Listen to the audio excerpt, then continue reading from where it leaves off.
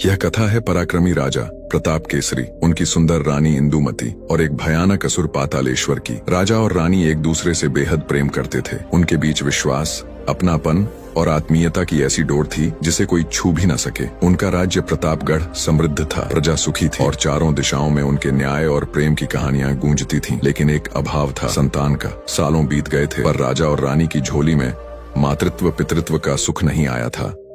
एक दिन एक तेजस्वी साधु महाराज राज्य में प्रवेश करते हैं। उनके चेहरे पर दिव्यता, आंखों में करुणा और वाणी में अद्भुत आकर्षण था। वे जहां जाते लोगों की मनोकामनाएं पूर्ण हो जाती। यह बात मंत्री तक पहुंची और उन्होंने राजा से कहा, महाराज, यह कोई साधारण साधु नहीं, स्वयं वृद्धस्थ स्वरूप हैं। यदि आप इनसे मिलें तो संभव है आपकी सबसे बड़ी इच्छा भी पूरी हो जाए।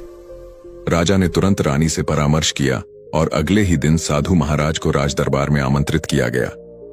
राजमहल को सजाया गया, दीप जलाए गए और साधु का राजकीय स्वागत हुआ। राजा ने श्रद्धा से सिर झुकाते हुए कहा, गुरुदेव, कृपा कर बताइए कि हमें संतान का सुख कब और कैसे मिलेगा। हमारे बाद यह सिंहासन कौन संभालेगा? हमारा हृदय यही चिंता खाए जा रही है। साधु ने कहा, राजन, आपके भाग्य में एक ऐसा पुत्र लिखा है जो भविष्य में पूरे भारतवर्ष में अपने प्रताप और न्याय से प्रसिद्ध होगा। परंतु इसके लिए आपको कुछ विशेष धार्मिक कृत्य करने होंगे। 100 ब्राह्मणों को 100 गौमाता का दान, 108 कमल पुष्पों को माता लक्ष्मी को अर्पित करना, तब जाकर आपकी मनोकामना पूर्ण होगी। राजा और रानी यह सुनकर जैसे आनंद से झूम उठे।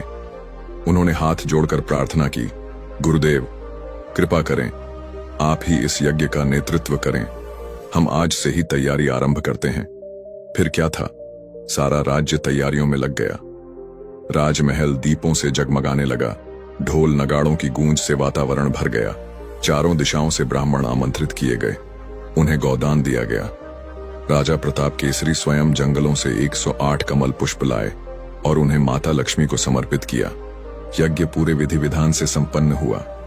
अंत में साधु महाराज ने राजा और रानी को आशीर्वाद दिया और शांत भाव से विदा हो गए। 2 दिन बाद राजमहल में जैसे बाहर आ गई। सभी ओर ढोल बजे, दीप जलाए गए, क्योंकि रानी इंदुमती गर्भवती थी। राजा का हर्ष देखते ही बनता था। प्रजा में मिठाइयां बांटी गईं, दान दक्षिणा दी गई। अब रानी की देखभाल राजकीय स्तर पर होने लगी। हर दिन रानी के लिए विशेष भोजन, ध्यान और आराम की व्यवस्था की जाती। राजा अब रानी को अकेला छोड़ना बिल्कुल पसंद नहीं करते थे, पर गर्भावस्था के 6ठे महीने में एक दिन रानी ने धीरे से कहा, प्राणनाथ, आज मन बड़ा विचित्र स्वाद की ओर आकर्षित हो रहा है। क्या आप मेरे लिए हिरण का मांस ला सकते हैं? राजा बोले, रानी, आप जो कहें वो अभी लेकर आऊं। मैं स्वयं जाऊंगा, शिकार करूंगा और आपके लिए वह मांस लेकर लौटूंगा। रानी चिंतित हो गई। उन्होंने राजा का हाथ पकड़कर कहा, नहीं महाराज, आप मत जाइए। जंगल बहुत दूर है। अगर कोई अनहोनी हो गई तो मुझे कैसे पता चलेगा? आप मेरे लिए अनमोल हैं। आपकी सुरक्षा ही मेरे गर्भस्थ शिशु की रक्षा है। राजा ने मुस्कुराकर कहा, रानी, मैं प्रताप केसरी हूं। तुम्हारे लिए प्राण भी न्यौछावर कर सकता हूं। मैं शीघ्र लौट आऊंगा। राजा ने रानी से विदा ली और जंगल की ओर प्रस्थान कर गए। पर रानी का मन बेचैन हो उठा, जैसे कोई अनजानी आशंका उसे भीतर तक कंपा रही थी। आकाश में काले बादल मंडरा रहे थे और कोई अदृश्य तूफान धीरे धीरे पास आ रहा था। राजा हिरण्य को ढूंढते ढूंढते घनघोर जंगल की ओर बढ़ चला, जहां न कोई आवाज थी, न ही कोई इंसान या पशु दिखाई दे रहा था। राजा अपने सिपाहियों और सैनिकों से बहुत दूर निकल आया था, लेकिन न तो उसे कोई हिरण मिला और न ही कोई और जीव। वह लगातार दौड़ते दौड़ते थक चुका था। उसे बहुत प्यास लग रही थी, लेकिन उस घने जंगल में कहीं भी झरना या नदी का कोई नामो निशान नहीं था। न तो किसी पशु पक्षी की आवाज सुनाई दे रही थी और न ही किसी झरने का छल छल स्वर। राजा अब बेहद थक चुका था। उससे अब और दूर चला नहीं जा रहा था। उसे पानी की तलाश थी, इसलिए वह इधर उधर देखने लगा। जब कुछ नजर नहीं आया तो वह एक बहुत बड़े पेड़ पर चढ़ गया और चारों ओर नजर दौड़ाई कि कहीं से पानी दिखाई दे। तभी उसे कुछ पक्षी उड़ते हुए दिखाई दिए। उसने सोचा, शायद वहां कोई तालाब या जल स्रोत होगा। वह अपने घोड़े को लेकर उस दिशा में चल पड़ा। घोड़ा बहुत तीव्र गति से राजा को तालाब के पास ले गया। राजा ने घोड़े को तालाब के पास एक पेड़ से बांध दिया और स्वयं पानी पीने के लिए तालाब की ओर बढ़ गया। जैसे ही वह तालाब के पास पहुंचा और पानी पीने के लिए झुका, तभी उसे एक स्त्री स्वर सुनाई दिया। स्वर ने कहा, राजन, क्या तुम्हें दिखाई नहीं देता? मैं एक स्त्री हूं और यहां तालाब में स्नान कर रही हूं। तुम इस समय यहां क्यों आए हो? राजा प्रताप केसरी चौंक पड़ा। उसने तुरंत पीछे मुड़ते हुए कहा, मुझे क्षमा करें देवी, मुझे ध्यात नहीं था कि आप यहां स्नान कर रही हैं। मुझे बहुत प्यास लगी थी, इसलिए मैं केवल पानी पीने आया था। यह कहकर वह कुछ दूरी पर हट गया। वह कुछ ही दूर गया था कि फिर से उसी स्त्री की करुण पुकार सुनाई दी, बचाओ, मुझे बचाओ। राजा ने आश्चर्य से पीछे देखा। उसे लगा कहीं यह कोई छल या माया तो नहीं। इतनी गहराई में, इस जंगल में एक स्त्री कैसे स्नान कर सकती है? परंतु फिर भी पुकार आई, बचाओ। हे राजन, क्या आपका धर्म यही सिखाता है कि एक नारी की पुकार सुनकर भी आप उसे बचाने नहीं आएंगे? अब राजा प्रताप केसरी ने पीछे मुड़कर देखा तो वह आश्चर्यचकित रह गया। एक विशाल असुर एक युवती को पकड़कर उड़ रहा था। वह असुर देखने में अत्यंत भयानक था। उसकी लाल लाल आंखें अंगारों की तरह चमक रही थीं। उसके हाथ मानो वृक्ष की डालियों जैसे विशाल थे, दांत पत्थर जैसे कठोर, और उसका मुख एक गुफा की तरह बड़ा था। वह युवती रोते हुए पुकार रही थी, बचाओ, यह असुर मुझे ले जा रहा है। राजा ने तुरंत अपना धनुष निकाला और असुर की ओर तीर साधते हुए कहा, असुर, इस नारी को छोड़ दो, नहीं तो मुझसे कोई तुम्हें बचा नहीं पाएगा। असुर हंसते हुए बोला, तुम अपने काम से काम रखो, मुझे तंग मत करो, नहीं तो मैं तुम्हें अपने पैरों से कुचल दूंगा। राजा ने गर्व से कहा, एक राजा का धर्म होता है नारी की रक्षा करना, और मैं वही कर रहा हूं। यदि तुमने इसे नहीं छोड़ा तो मैं तुम्हें मारने पर मजबूर हो जाऊंगा। असुर फिर जोर से हंसा, तुम मुझे मारोगे? क्या तुम्हें पता नहीं मैं कौन हूं?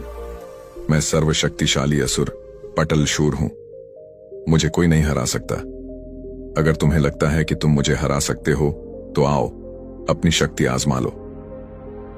राजा ने अपने धनुष से एक तीर छोड़ा, परंतु वह तीर असुर के पास पहुंचने से पहले ही वह उसे अपने मुंह से फूंक कर दूर फेंक देता है। राजा हैरान रह गया। उसने फिर एक और तीव्र तीर चलाया, लेकिन फिर भी कुछ न हुआ। तभी राजा ने एक के बाद एक 3 तीर छोड़े। उनमें से एक तीर जाकर असुर की छाती में लगा। असुर की पकड़ ढीली पड़ गई और वह कन्या नीचे गिर गई। वह एक पेड़ के पीछे छुप गई। अब असुर क्रोध से गरजता हुआ राजा प्रताप केसरी की ओर बढ़ा। राजा भी वीरता से उसकी ओर बढ़ा। फिर दोनों के बीच भयंकर युद्ध छिड़ गया। राजा ने असुर के हाथों को जोर से पकड़ लिया और उसे गोल गोल घुमा दिया। इस युद्ध में कभी राजा प्रताप केसरी हारते तो कभी असुर भारी पड़ता। दोनों के बीच एक बहुत बड़ा संघर्ष हुआ। इस संघर्ष में विक्रम के सारथी का धनुष टूट गया। सुनकर उसने फिर कहा, राजा, अगर तुम्हें बचना है तो यहीं से निकल जाओ, लेकिन अगर मरना है तो मुझसे युद्ध करो। राजा ने कहा, एक राजा कभी भागना नहीं जानता, वह युद्ध से डरना नहीं जानता, और आज इस युद्ध में तुम्हारी ही हार होगी। फिर से दोनों के बीच एक बड़ा युद्ध हुआ। इतना बड़ा युद्ध कि पूरे जंगल में हलचल मच गई। युद्ध लगातार बढ़ता जा रहा था। कन्या सोच रही थी कि कौन जीतेगा। अंततः असुर पराजित हो गया, क्योंकि राजा प्रताप केसरी एक अत्यंत शक्तिशाली राजा थे। असुर वहां से भागने लगा। राजा भी उसके पीछे पीछे दौड़े, लेकिन असुर अपने माया जाल से गायब हो गया। जाते जाते उसने कहा, राजा, तुमने ठीक नहीं किया। तुम पातालेश्वर असुर से बैर कर बैठे हो। अब तुम्हें इसका मूल्य चुकाना पड़ेगा। मैं वापस आऊंगा और तुम्हारा सब कुछ छीन लूंगा। यह कहकर वह गायब हो गया। राजा फिर कन्या के पास आए और बोले, अब डरने की कोई बात नहीं, वह असुर यहां से जा चुका है। कन्या पेड़ के पीछे से निकल आई और राजा को धन्यवाद देते हुए बोली, आपका बहुत बहुत धन्यवाद राजा, आपने मेरे प्राण बचाकर बहुत बड़ा उपकार किया है। राजा प्रताप केसरी ने पूछा, कन्या, आप कौन हैं और इस जंगल में क्या कर रही हैं? तभी बोली, मैं स्वर्ग की अप्सरा पद्मावती हूं। मैं हर रोज इस तालाब में अपने सखियों के साथ स्नान करने आती हूं। आज मेरी सखियां किसी कार्य से स्वर्ग में ही रह गईं। और मैं अकेली स्नान करने आ गई। वह जो मुझे ले जा रहा था वह कोई साधारण व्यक्ति नहीं, बल्कि पाताल का राजा पातालेश्वर था। वह दिन भर इधर उधर घूमता है और जहां भी उसे कोई सुंदर स्त्री दिखती है उसे अपने पाताल लोक ले जाकर पत्नी बना लेता है। वह असुर कई दिनों से मेरा पीछा कर रहा था। मेरी सुंदरता देखकर वह मुझसे विवाह करना चाहता था। जब उसने देखा कि मैं आज अकेली आई हूं तो वह मुझे पाताल ले जाकर विवाह करना चाहता था। आपका बहुत बहुत धन्यवाद कि आप सही समय पर आकर मुझे बचा लिए। लेकिन वह बहुत ही शक्तिशाली, कपटी और जादुई शक्तियों का स्वामी है। आप उससे बचकर रहिए। अब मुझे यहां से जाना होगा। यह कहकर वह स्वर्ग की ओर चल पड़ी। राजा जब अप्सरा की बातें सुनकर थोड़ा चिंतित हो गए, उन्हें अपनी पत्नी इंदुमती की याद आ गई और उन्होंने वहां से लौटने का निश्चय किया। तालाब से थोड़ा पानी पीकर वह शिकार के लिए जंगल की ओर चल दिए। आगे चलकर उन्हें एक हिरण मिल गया। राजा ने उसे मारकर अपने राज्य लौटते समय साथ ले लिया। राजा सबसे पहले अपनी रानी इंदुमती से मिलने गए। इंदुमती तो पहले से ही अपने पति की प्रतीक्षा कर रही थीं। जब उन्होंने राजा को देखा तो प्रसन्न हो गईं। फिर दोनों कुछ समय एक साथ बिताने लगे। लेकिन राजा प्रताप केसरी को हमेशा यह चिंता बनी रहती कि कहीं असुर पातालेश्वर कोई अनहोनी न कर दे, क्योंकि जो कुछ उन्होंने सुना था उसके अनुसार रानी इंदुमती अत्यंत सुंदर थी। राजा नहीं चाहते थे कि असुर की नजर कभी रानी पर पड़े। उन्होंने रानी की सुरक्षा बढ़ा दी। रानी को वह बहुत अच्छे से रखते और उन्हें बाहर कभी अकेले नहीं जाने देते। अगर रानी बाहर जाती तो राजा हमेशा उनके साथ रहते। कुछ दिन बीत गए। रानी का संतान जन्म लेने वाला था। तभी अचानक एक दिन पातालेश्वर असुर राजा से बदला लेने के लिए उसी राज्य में आ गया। राजा प्रताप केसरी से बदला लेने के लिए असुर पातालेश्वर उनके राज्य में आ गया। लेकिन वह सीधे राजा के पास नहीं गया, क्योंकि उसे पता था कि राजा बहुत शक्तिशाली हैं और वह पहले एक बार उनसे हार चुका था। इसलिए वह कोई और उपाय करके राजा को मारना चाहता था। उसने सोचा, कुछ ऐसा करो कि राजा मर जाए। फिर उसने एक साधारण लड़की का रूप धारण किया और राज दरबार में प्रवेश किया। उस समय राजा प्रताप केसरी राज दरबार में राजकार्य कर रहे थे। वह राजा के पास गया और बोला, महाराज, मैं एक अभिलाषी नारी हूं। मेरा इस दुनिया में कोई नहीं है, इसीलिए मैं आपकी शरण में आई हूं। कृपया मुझे कोई नौकरी दे दीजिए ताकि मैं अपना जीवन व्यतीत कर सकूं। राजा प्रताप केसरी बहुत दयालु थे। जब उन्होंने देखा कि एक अबला नारी विलाप करते हुए उनके पास आश्रय मांगने आई है तो उन्होंने कहा, ठीक है। उन्हें अपनी रानी इंदुमती की देखभाल के लिए एक कन्या की आवश्यकता थी। उन्होंने कहा, तुम मेरी रानी इंदुमती की देखभाल करोगी, क्योंकि वह गर्भवती हैं और इस समय उनकी देखभाल करना बहुत आवश्यक है। तुम्हें उनकी सेवा की जिम्मेदारी दी जाती है। जब असुर पातालेश्वर ने यह सुना तो वह हैरान रह गया। उसने सोचा, क्या इनकी रानी भी है और वह भी इतनी सुंदर? मैंने तो कभी सोचा ही नहीं। लेकिन फिर भी वह मुस्कुराकर हां बोल गया और कुछ दासियों के साथ रानी के महल की ओर चला गया। वहां जाकर उसने देखा कि कुछ दासियां रानी को सजा रही थीं। रानी ने लाल रंग की साड़ी पहन रखी थी, हीरे के आभूषण पहने थे और सुगंधित पुष्पों से सजी हुई थीं। वह इतनी सुंदर लग रही थी मानो कोई देवी अभी अभी स्वर्ग से उतर कर आई हो। असुर पातालेश्वर उन्हें देखकर आश्चर्यचकित रह गया और रानी के रूप पर मोहित हो गया। वह उन्हें एकटक देखता ही रह गया। रानी ने उसके पास आकर पूछा, तुम कौन हो? यहां क्या करने आए हो? दासी के रूप में छद्मवेश धारण किए असुर पातालेश्वर ने उत्तर दिया, मुझे आपकी देखभाल करने के लिए महाराज प्रताप केसरी ने भेजा है। आज से मैं आपकी सेवा करूंगी। रानी बोली, ठीक है, अब तुम मेरे बाल सजाने के लिए सुंदर सुंदर पुष्प लाया करो। पातालेश्वर ने हां में सिर हिला दिया। कुछ दिन ऐसे ही बीत गए, लेकिन असुर पातालेश्वर अब खुद को कितने दिन तक संभालता। वह रानी को देखकर इतना मोहित हो चुका था कि उसे सारे संसार का कुछ भी नया नहीं लग रहा था। तब उसने सोचा कि क्यों ना इस रानी को अपने साथ ले जाए, ताकि एक तीर से दो शिकार हो जाएं। एक तो यह रानी उसकी पत्नी बनकर उसके पास रहेगी और दूसरा राजा प्रताप केसरी रानी के बिना तड़प तड़प कर मर जाएगा। ये सोचकर उसने रानी को अपने वश में करने के लिए बहुत से उपाय किए। अंततः वह रानी के पास गया और बोला, महारानी जी, आप तो इस दुनिया की सबसे सुंदर नारी हैं, लेकिन मैं जो पुष्प लेकर आया हूं वह तो आपके लिए तुच्छ है। क्या मैं आपके लिए एक ऐसा पुष्प लेकर आऊं जो इस दुनिया में कहीं नहीं पाया जाता? इस पुष्प को यदि आप अपने सिर में सजाएंगी तो आप संसार की सबसे सुंदर नारी मानी जाएंगी। रानी इंदुमती यह सुनकर प्रसन्न हो गई और बोली, ठीक है, तुम जाओ और मेरे लिए वह पुष्प लेकर आओ। लेकिन असुर पातालेश्वर को क्या सचमुच कोई पुष्प चाहिए था? नहीं। उसने अपने माया जाल से एक सुंदर सा पुष्प प्रस्तुत किया। वह पुष्प लाल रंग का था और इतना सुंदर था कि स्वर्ग का पारिजात भी उसके सामने फीका लगे। शाम होने वाली थी। राजा अपना राजदरबार का कार्य समाप्त कर रानी महल की ओर लौट रहे थे। दासियां महल में दीप जलाने और रात की व्यवस्था करने गई थीं। महारानी अकेली थी। पातालेश्वर बोला, यही उचित समय है रानी को अपने वश में करने का। वह रानी के पास गया और बोला, महारानी जी, देखिए मैं आपके लिए क्या लेकर आया हूं। यह कहकर उसने वह सुंदर जादुई पुष्प रानी को दिया। रानी इंदुमती वह पुष्प देखकर बहुत प्रसन्न हुई। वह बोली, अरे यह तो बहुत सुंदर पुष्प है, मैंने आज तक इतना सुंदर पुष्प नहीं देखा। यह कहकर जैसे ही उसने उस पुष्प को सूंघने के लिए अपनी नाक पास की, वह बेहोश होकर पलंग पर गिर गई। तभी अचानक पातालेश्वर अपने असली रूप में आ गया और रानी को अपनी बाहों में लेकर वहां से उड़ गया। कोई उसे देख नहीं पाया। जब राजा रानी के कक्ष में पहुंचे और रानी को नहीं पाया तो वह आश्चर्यचकित हो गए। उन्होंने सोचा, रानी इंदुमती इस शाम के समय कहां चली गई होंगी। उन्होंने देखा कि वहां न कोई दासी है न कोई सैनिक। तभी उन्हें असुर पातालेश्वर की याद आई। क्या वह पातालेश्वर आ गया था? क्या वह रानी को लेकर गया है? नहीं नहीं, ऐसा नहीं हो सकता। मैं ऐसा क्यों सोच रहा हूं? लेकिन राजा के मन में बार बार ऐसे ही विचार आ रहे थे।